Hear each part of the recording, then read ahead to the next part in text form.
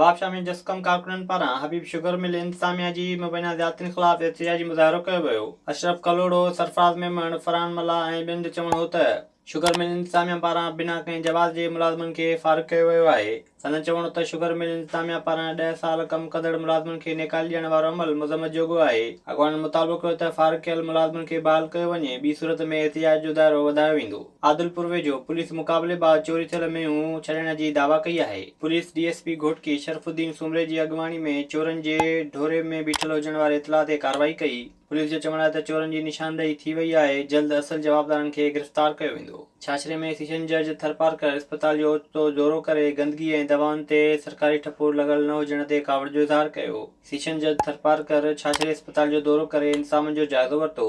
Session जज सफ़ाई जो निज़ाम दुरुस्त न हुजण ऐं सरकारी दवाउनि ते नॉट फॉर सेल जो ठपो लॻल न हुजण करे कावड़ जो इज़हार कयो। उन मौक़े ते मरीज़नि तरफ़ां सेशन जज आॾो अस्पताल में दवाऊं न हुजण जूं दावूं पिणु कयूं वयूं। ठाणे गुलाम हैदर में नेब टीम टाउन कमेटी जी मुख़्तलिफ़ वार्डनि में तरक़ियाती कमनि जो जाइज़ो वरितो। नेब टीम डायरेक्टर इमदाद पलीजो ऐं इंक्वायरी ऑफिसर प्रकाश जी अॻवानी में टाउन कमेटी जे मुख़्तलिफ़ वार्डनि में तरक़ियाती कमनि जो जाइज़ो वरितो। नेब जी कार्रवाई दौरान ॿिए ॾींहुं बि का गिरफ़्तारी अमल में न अची सघी। टाउन कमेटी में मुबैना करोड़ रुपयनि जी करप्शन बाबति फारूक जगसी नेब खे दरख़्वास्त ॾिनी हुई। विज़िट कयो अवामी आवाज़ मीडिया ग्रुप जी वेबसाइट awamiawaz.pk